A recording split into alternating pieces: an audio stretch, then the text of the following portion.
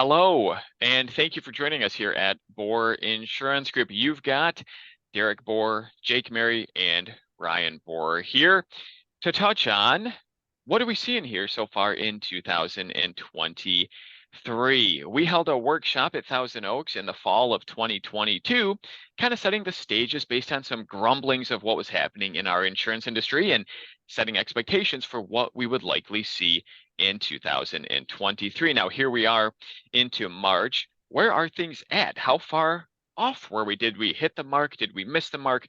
Were we somewhere in between? Let's dive in, guys, and talk about how has our advice changed? Are we seeing the things take shape that we expected to take shape in fall of 2022? Are things smoother sailing? Are they rougher waters? Let's dive in and take a look at where things are at now that insurance companies have reported their results for 2022, and we're starting to see the impact take hold in 2023. Derek, loss ratios. That seems like a very nerdy term. You are a nerdy dude. To your average guy like me, what does a loss ratio mean and why do I care about it? Yeah, a loss ratio is really what each insurance company develops their entire business model behind. It's the ratio of dollars that the insurance company takes in versus the dollars that they pay out via claims. So it's really a measure of that insurance company's ability to, number one, manage cash flow, and number two, turn some sort of profit. So Huh? that's what a loss ratio is. Why does it matter? Well, if an insurance company has a loss ratio of above 100, 100% would mean every single dollar that they take in, they pay out via a claim.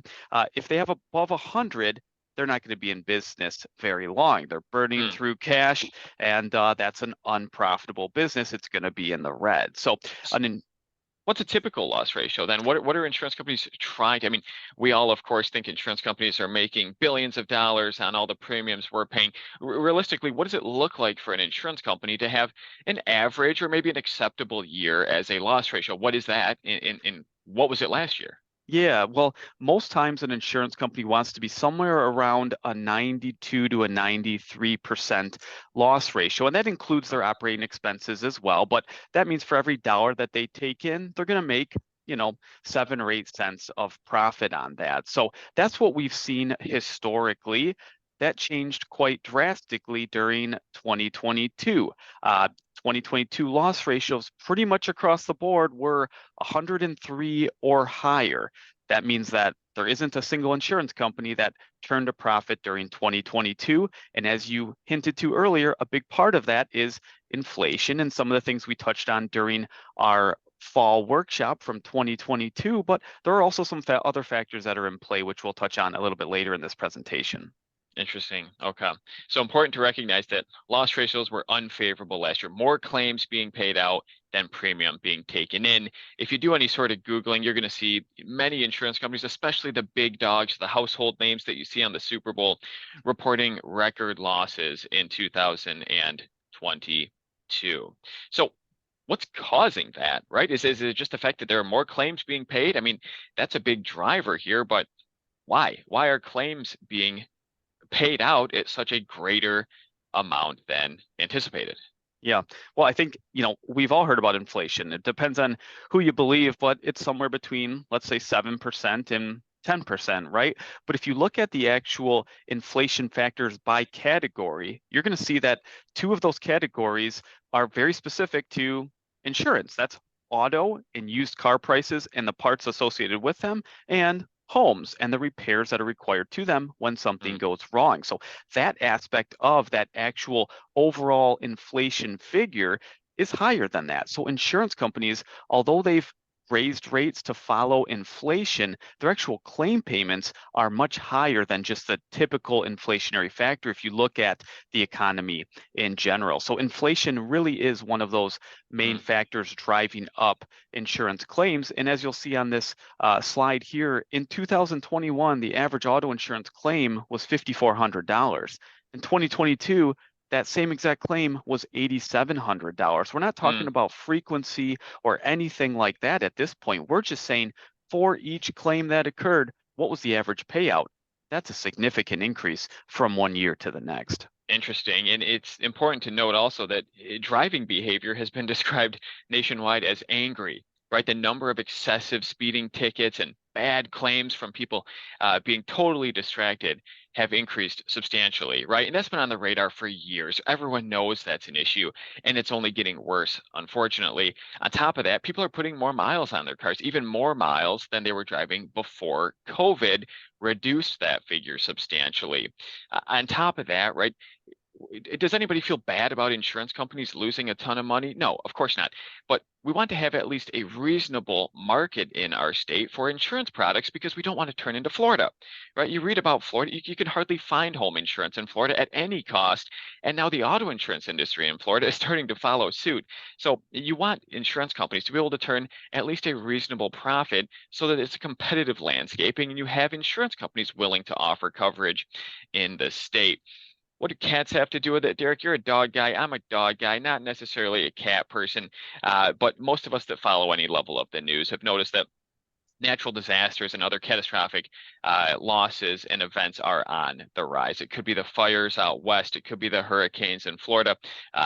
Earlier, Derek, you mentioned even some of the hail claims that occurred here in Michigan were considered catastrophic events because they were so widespread and they resulted in such substantial claim payments. So what do we do about it? Okay, here we are. I guess this is just what it is. Is that the case? Well, I mean, what are insurance companies doing about it? They have to be able to do something. They have to have some sort of strategy or some planning that's taking place here to try to get themselves back in shape where they can be profitable and long-term available. What are they doing? What can they do? Yeah, I think in the coming years, we're definitely going to see insurance companies becoming more selective in the clientele that they are aiming to attract. That's going to be entail maybe further underwriting than we've experienced in the past, and they're just going to be a lot more selective in, I guess, their target markets. Beyond that, realistically, the obvious answer is just to simply collect more premium to balance out those loss ratios. Right, So, right. And you're seeing that, when you read about the articles in, investment journals and other financial publications, CEOs of all the major insurance companies talking about how they're just going to continue raising rates until they end up being profitable. Maybe not the greatest strategy in my world, but, obviously that is one answer. If you're a huge nationwide insurance company, maybe the best option is to just continue to raise rates until you reach some level of profitability. Now, Also, hold yeah. on, I've got a question for you. If we're going to be more selective, when talking about the insurance company in the type of clientele that an insurance company is trying to attract, how does that make sense? Because you hear all over, TV that this insurance company has great rates for everyone, or this one is always the right solution for you. So if they're offering, coverage to every single person under the sun, or at least that's what it seems, how do they become selective in the clientele that they attract? I have to assume there must be stricter underwriting guidelines. They no longer will take people with two at-fault accidents in the last few years, or maybe they won't take wood-burning stoves in the home anymore, or roofs Sure. that are more than 20 years old. Is that what we're talking about, or are we saying that they're just literally blindly picking people, out of a room and saying, we'll take this one, but not the other one? Yeah, I would say that they are becoming more selective, and I would call it more nichey, really, if anything. It's interesting, the insurance industry, with all the data that's available today, it's really tough to be a nationwide insurance company that's trying to attract 300 million Americans because you cannot be so selective. You're spreading your advertising and your marketing efforts way too wide. That's why you see so many articles and so much data about more regional, smaller insurance companies being a much better option in so many situations because they can be more selective and they're much more intentional about their marketing efforts of bringing in the type of clientele that they want to attract. At the end of the day, you're trying to place that coverage with the most appropriate insurance company that has the appetite for that risk and is going to be able to do it in a cost-effective manner over the long term. Couple of kind of these are kind of front end things we're talking about now. A couple of back end things: stricter claims practices. I sure hope this doesn't happen. We always want claims to be paid quickly, fairly, smoothly. But if you make claims harder to file and more challenging to get paid, sure, that's going to improve loss ratios because you're going to have fewer claim payments going out. On top of that, you do see some insurance companies starting to water down coverage in some areas. Maybe there's a higher deductible that applies for a certain type of claim. Maybe coverage no longer extends to this certain type of event. Those are things that we want to be aware of because they can impact certain clients and certain insurance plans. And you want to be aware of those things that are being done to try to, again, help manage claim payments and therefore manage those loss ratios. So what can we do about it, right? That's on the insurance company side of things. We're the agency here that's helping our clients to manage their insurance plan and put themselves in the best position that they can be. And what are we doing about it? How is our advising, how is our guidance changing? Is it? Yeah. I would say so. I would say you definitely want to optimize the coverages that you have. You want to extend your insurance budget as far as you possibly can. You don't want to be necessarily loaded up with coverages that aren't going to really impact you and apply and help you in the long run. So whether it's coverages or deductibles, you just want to take a deep dive into that insurance plan and make sure that you are optimized across the board. Yeah, I agree with that. And I think a lot of times we ask a lot of questions, and it's not necessarily because we want to, make sure that every client has every single coverage under the sun, but we want to be able to figure out, hey, the cost of this coverage might not necessarily make sense to keep it on the policy anymore. It seems like the risk of this happening in your instance is very, very low. Maybe we should take that coverage off, put the money back in your pocket, or potentially deploy that that money to a different coverage that would be more impactful. So it's really trying to fully understand what's going on in each person's specific scenario, and then tailoring the coverages so that we're using the insurance budget in the most effective manner possible. And if there isn't a good use of those insurance dollars because there isn't a great coverage for this or that, keep them back in the pocket. And if something goes wrong, Sure. you've got that piggy bank to say, hey, I'm going to self-insure that, which is a note on this slide here that sometimes self-insuring makes the most sense. Sure. So I mean, the point of that is the insurance plan is not just a stale document that you set up and just let it ride and hope for the best, right? It's a living, breathing plan. It's an actionable item that may need some tweaking or some massaging over time to make sure that it's in the best shape. And like you said, Jake, providing the most appropriate coverages for what you need to have in place. Those are great points. I think the final note here, there are there's some level of temptation to be penny rich, right? To look at the monthly insurance budget as opposed to the balance sheet side of things, saying what coverages are in place here? How am I protecting myself and my family financially, right? Am I focusing just on my monthly expense, or am I focusing on the big ticket items that